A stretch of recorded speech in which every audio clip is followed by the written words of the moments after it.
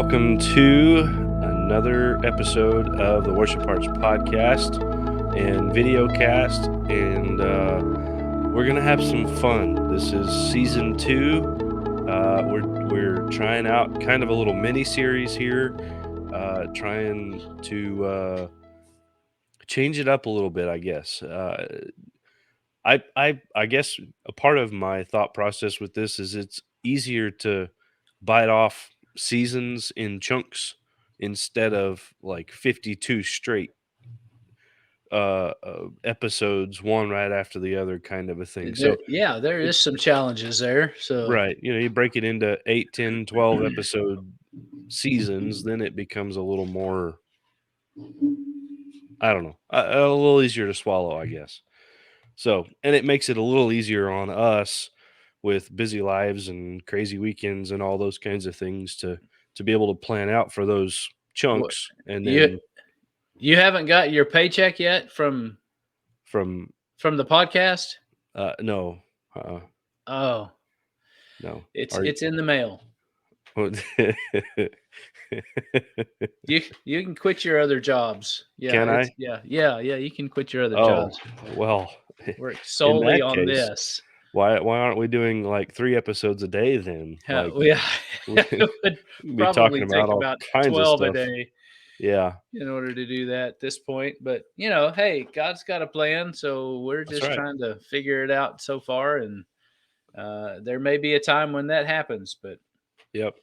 Um, forgive my voice and my congestion this week. I mentioned on the live that we did a few minutes ago that I'm recovering from some allergy stuff. So if I sound a little deeper and a little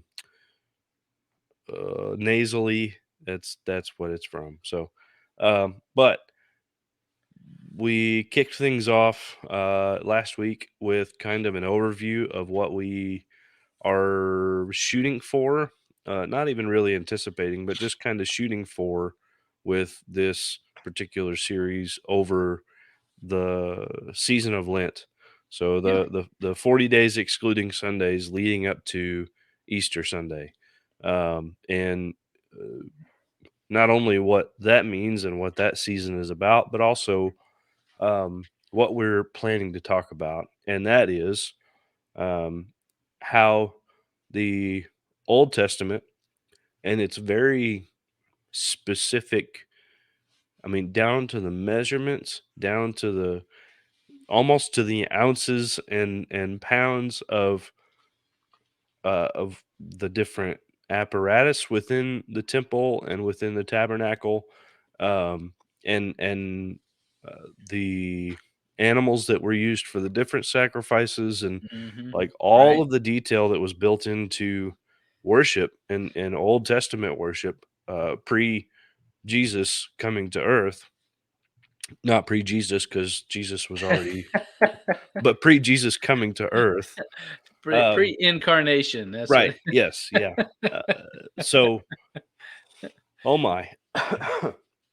um, yeah. So, an Old Testament perspective of the very specific instructions from God on how to worship, in contrast with um, John chapter 4, where Jesus says to the woman at the well, it's not going to happen here, or it doesn't matter if it happens here on this hill or the one in Jerusalem Right. or anywhere else.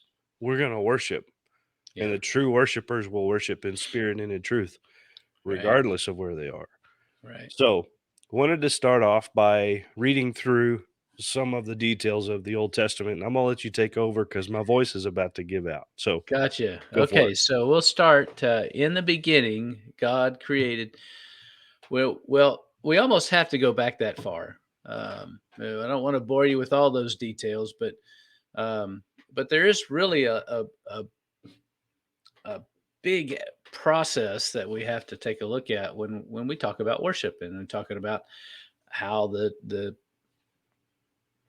area or the place or the intimacy in the relationship that we use this term now as worship came about. And it really does start way back at the Garden of Eden when God walked with Adam and Eve in the cool of the evening, as the scripture says, um, had fellowship with them. And then, of course, we understand that selfishness got in the way, the temptations were there, and that relationship was severed. And so, jump forward several hundred years, and we find now a people that are essentially back again in a desolate uh, lifestyle because they've been held in captivity, and then they are released to go serve the God that they are wanting to that they're being called to serve, Yahweh. And in that process, God takes them out into the middle of the desert to um, Let my people go. go. Yeah. Yeah, that's right. Uh, this leads them out there to do a different style of worship, a Yeah. different aspect of worship. And now all of a sudden, instead of there being just a few people, there's 6 million or so, as what some have calculated. And that's a big church. Mhm. Um, Yeah. so, but in that process, God did show them the way, and He led them out of Egypt by a pillar of fire during the day and a pillar of smoke during the day, a pillar of fire at night, so that they could light the way and they could go and be led by God's presence. Um, and as humanity uh, is human, um, the same old gets monotonous and tiresome and so on and so forth, and the people grew tired of watching a cloud and watching a pillar of fire and walking and watching and walking and and so somehow God in his gracious patience said, okay, let's do it this way. And then we come across these chapters in Exodus, um, where and I probably begins further ahead, even into 23, possibly 24, but definitely some details, as you were mentioning earlier, about some specifics on what was to go into the tabernacle, the place of worship that God was establishing, the size of the walls that were to be sewn together, and the size of the space that the tabernacle was supposed to be built, uh, was supposed to be made, um, the places where the sacrifices were to be made in the outer courts, and then there was a inner courts, and then the holy of holies. All of this, all of it made to be portable. Yeah. Um, if you want to call a I think it was 12-foot tall, 4-inch thick piece of cloth that wrapped around this holy of holies, which encapsulated the Ark of the Covenant and a table for the sacrifices and a lampstand and several other things, and all put together under very specific ideas. Um, if you want to call that portable, Right. that's what they had, and then that's what they got. This tabernacle, this place of worship, this place of being able to come to a centralized area to have some sort of a relationship with a holy God, or at least certainly a very reverent Mm. um,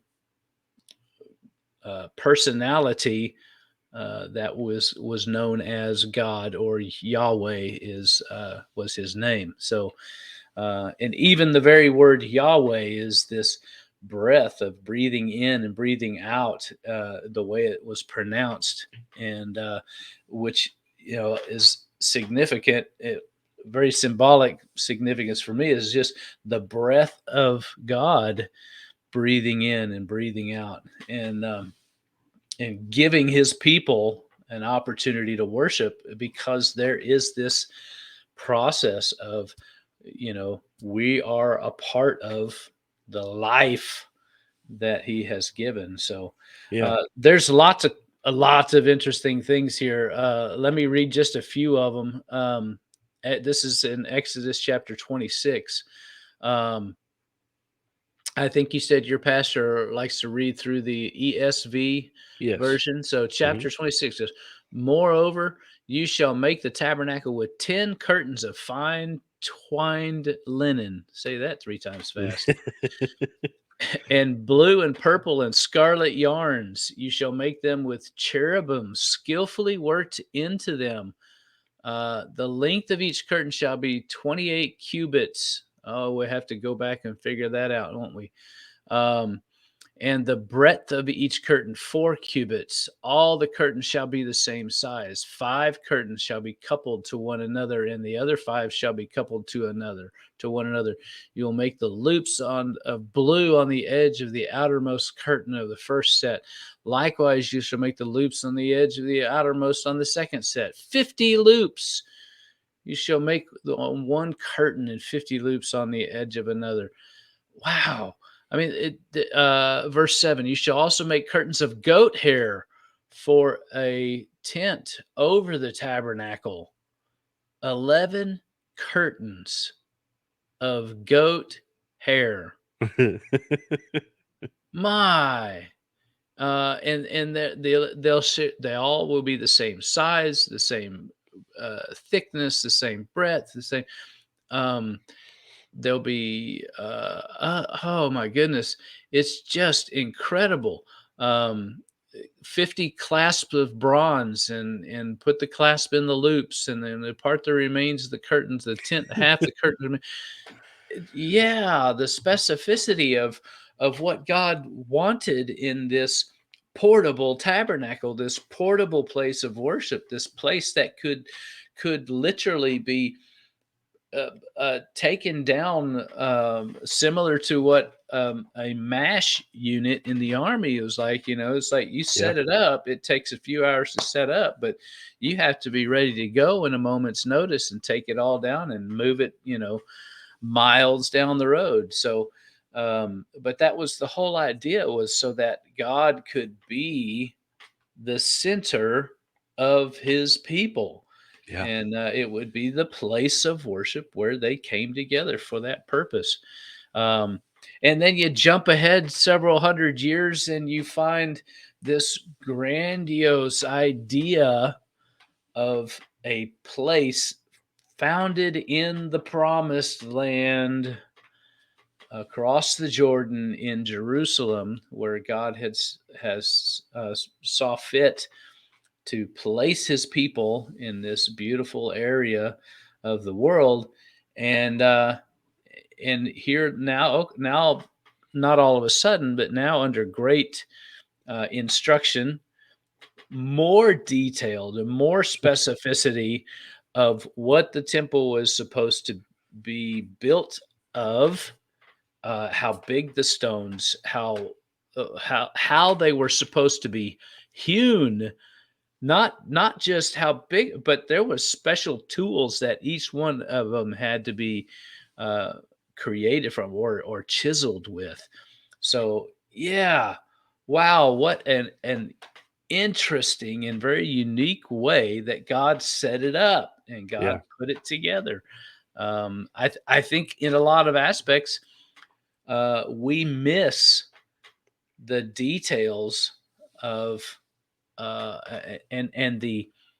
uh, the minuteness of the details uh, that God really wants us to understand, in the order of how He works and how He puts things together.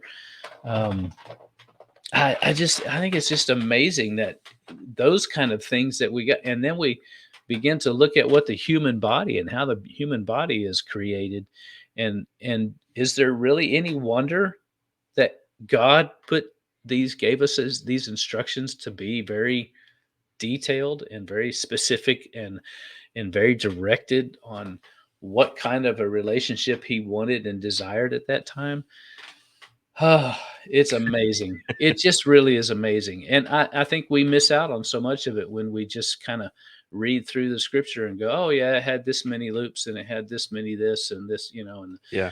and the cherubim were supposed to be made and they were lined with this and they were, you know, it's like, yeah, all of that's there for a reason. It's all there for a purpose. Yeah. So Yeah. I do when we get to the Ark of the Covenant, I want to talk about some of that specifically. It's cool how there's one to foreshadow a little bit. There's one specific measurement that's left out on purpose from that. We'll save that for a later episode, but dun if dun dun. right, if you want to read ahead, go for it. It's a That's right. if you want to try and figure out what that is, I'll wait read for the ahead. And, movie. right, right. Um, so a couple of things stuck out to me while you were talking. One was the curtain that separated the Holy of Holies from the rest of the temple. Um, it's as thick as a man's hand is wide. Yeah, Essentially, it's like yeah, what 6 or 8 inches thick. This curtain, yeah, and to imagine it having been torn in two. So the way that that has been um, taught to me in the past is with Christ's death, that separation between us and God, that availability between us and God is opened up, or that restriction, we don't have to go to a priest who then goes to God on our behalf. We have that direct access through Christ. I wonder though if there's not some because the temple was destroyed 3 or 4 times in the process, and now even still lays in ruin in Jerusalem because they don't know for sure where exactly it's supposed to be, and there's argument about all of that. Um, I wonder if by the time we got to that time, um, if God wasn't making a point in saying, "You've idolized the temple. You've idolized these elements within the temple, and they're not pointing you to me anymore. You're consumed with the things instead of it being that avenue for relationship building between you and I." And I wonder if that's a part of that, because God used those, the Israelites being captured and the temple being destroyed to refocus the Israelites several times throughout the Old Testament. sure. I wonder if that's a part of that refocus that God was using in that as well. If there's some more meaning behind that. I'd be curious your thoughts on that. Well, I think one of the things that we have to understand is when God when God chooses a people, which is what we get the story, the Bible is His story. Mhm. It just happens to be. It was designed this way by God, um, uh, in this very unique way through um, the Abraham lineage, and um, so we have God choosing a people to tell the story of how a people, how a nation, how a relationship can be uniquely developed in a as a monotheistic relationship Mhm. in a very polytheistic world at the time. So, in a lot of aspects, that's one of the things that we have to take a look at as well, is because uh, things were very, I mean, they worshiped everything, Yeah. from beetles to the sun, from trees to the fish. There was all kinds of things that people um, were idolizing and God was saying, "Look, no, there I created you as an entity, as the apple of my eye, and I wanted you to have this great relationship, this wonderful relationship with me, and yet you've destroyed it, or you certainly have tainted it at the very least."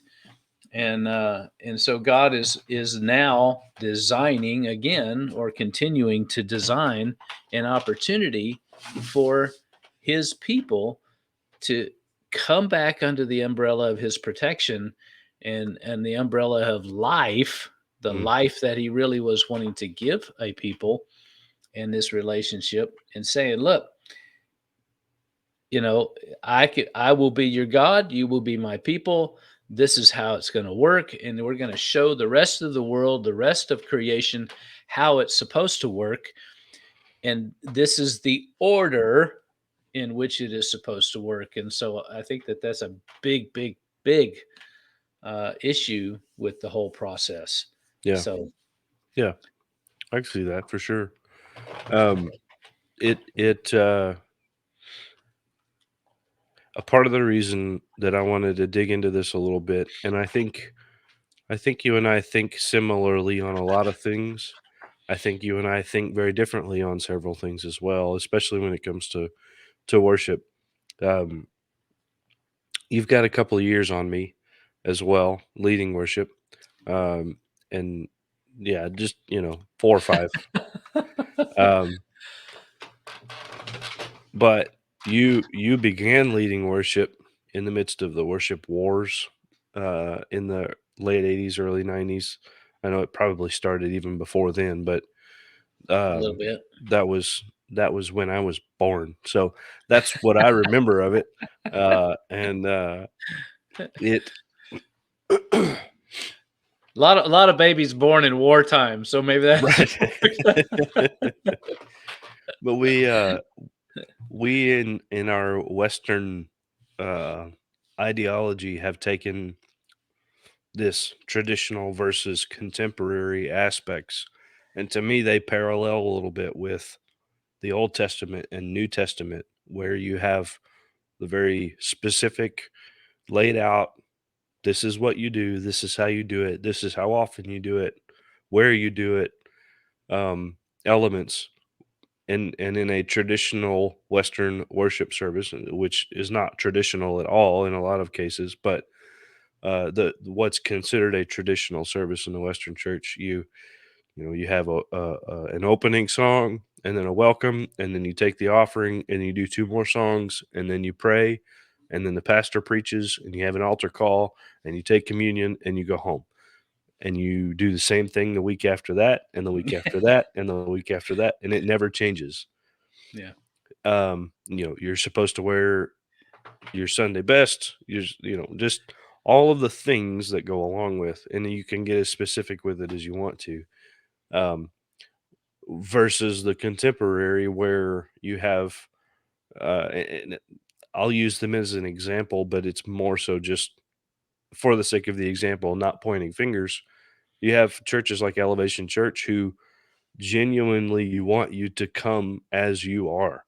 Pastor Stephen Furtick is preaching in blue jeans and a t-shirt some Sunday mornings. There's no necessarily expectation of a strict schedule, a strict, um, you know, these are the things you have to do every time, every week.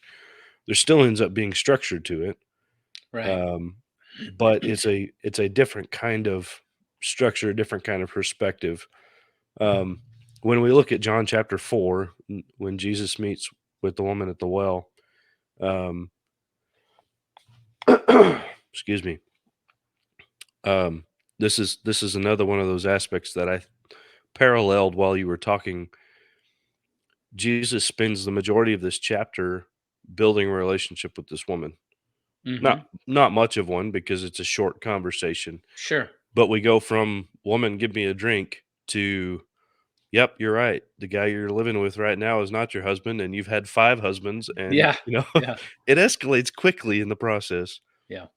Um, but the purpose of the elements in the Old Testament were to draw us closer to God, to mend that relationship with God. And I feel like Jesus did some of that by building a relationship with this woman in the process, and then shared the good news with her.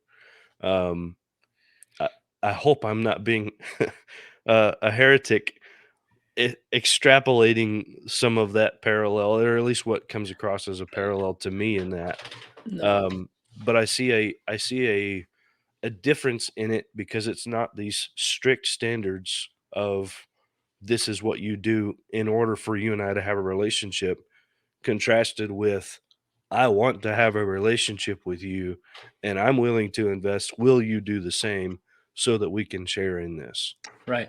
So keep in mind too that part of how this also developed was again by the way of normal human relationships were built typically off of what were called contracts, or even back in that day were what known as a covenant.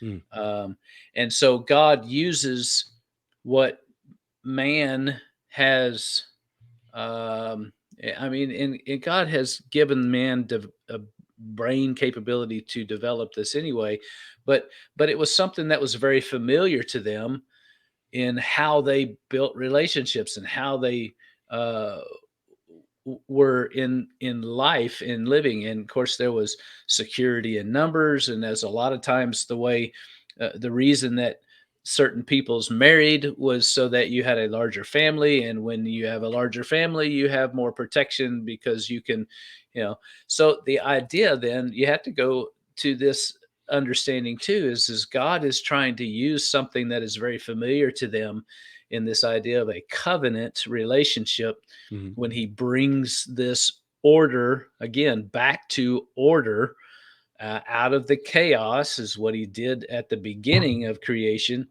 He took chaos and brought it into order, and he's been doing it ever since, just been doing it as we have figured out ways to mess things up and make them more chaotic again.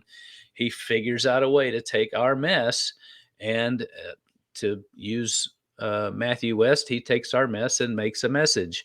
yeah. Um, and so this whole idea, then he did it in a larger scale, on a nationality scale. And so he used something very familiar, this idea of covenant relationship, and he did that so that there was a very real understanding of how things should cogwheel together to work effectively. And God did that through that covenant relationship. And then from he brought order, very again, very detailed, very specific uh, thoughts and things and designs in order to get us back into a right relationship with us, into a working relationship with us. And even still, with that process, and then knowing that there was going to have to be a sacrifice made, he brought order again in the middle of chaos by giving us one sacrifice for all. And it changed the entire concept of what that covenant relationship looks like. Mm, yeah, definitely. Definitely.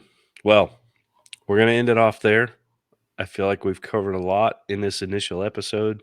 I feel like we've also opened up the opportunity for several questions through all of this as well. So if you have one of those many questions that I'm sure are brewing in all of your minds, drop us a message, drop us an email, message worshiphearts@gmail.com.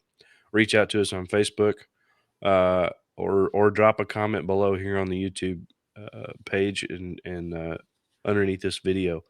Be happy to dig into that conversation with you. But yeah, we're going to continue this next week.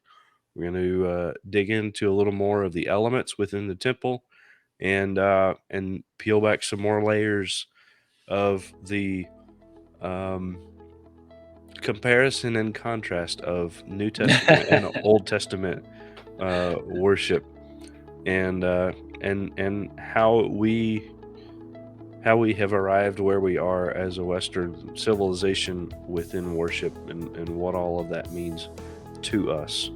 So, yeah, thank you so much for being with us this week. We will see you all next time. Bye now.